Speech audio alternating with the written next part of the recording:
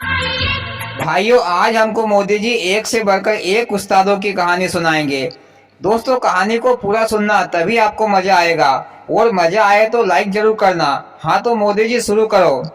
हाँ तो दोस्तों, एक समय की बात है। एक उस्ताद चौधरी था। उसमें दिमाग बहुत था, यानी कि वह चतुर चालाक था। दिन में जब तक वह दो चार लोगों को उल्लू ना बनाए, तब तक उसे मजा नहीं आता था। एक दिन उस्ताद चौधरी ने सोचा कि क्यों नहीं मैं शहर जाकर शहर के लोगों को उल्लू बनाऊं। फिर उसने शहर जाने की ठान ली। पर उस्ताद चौधरी के पास शहर जाने के लिए पैसा नहीं था। तो उसने चौधरायन से पूछा कि घर में कोई चीज है जिसे बेचकर पैसे मिल जाए। तो चौधरायन ने कहा कि एक सेर घी है, उसे ही बेच दो। चौधरी ने कहा कि एक सेर की क्या जरूरत है, एक पाव में ही काम बन जाएगा। फिर उस्ताद चौधरी ने एक बड़ा सा मटका लिया और उसको मिट्टी से भर लिया और उसके ऊपर एक पाव घी रख लिया, ताकि देखने वालों को ये लगे कि मटका घी से भरा हुआ है। फिर उस्ताद चौधरी मटके को लेकर शहर के लिए निकल पड़ा। शहर में वह सड़कों पर घूम रहा था। तभी उसकी नजर एक बनिए की दुकान पर गई।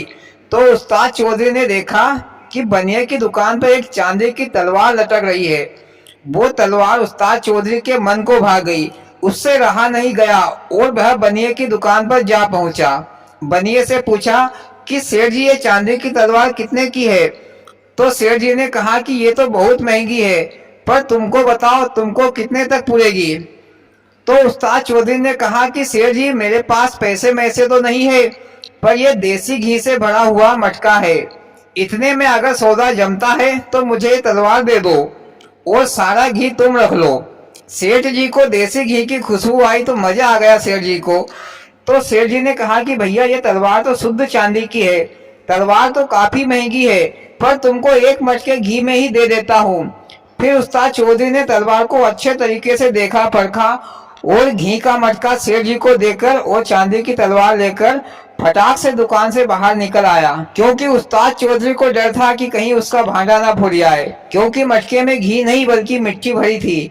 घी तो ऊपर ही था थोड़ा सा। इधर फिर उस्ताद चौधरी सड़कों पर घूमने लगा।